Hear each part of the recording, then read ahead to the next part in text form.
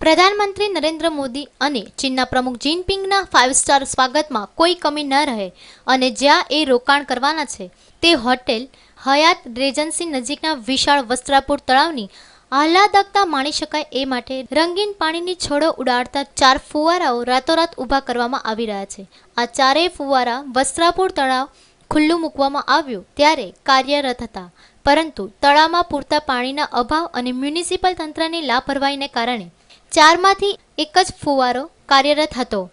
મોદી જિનપિંગના આગમનને કારણે 4 ફુવારા ₹11 લાખના ખર્ચે પણ ચાલુ કરાશે।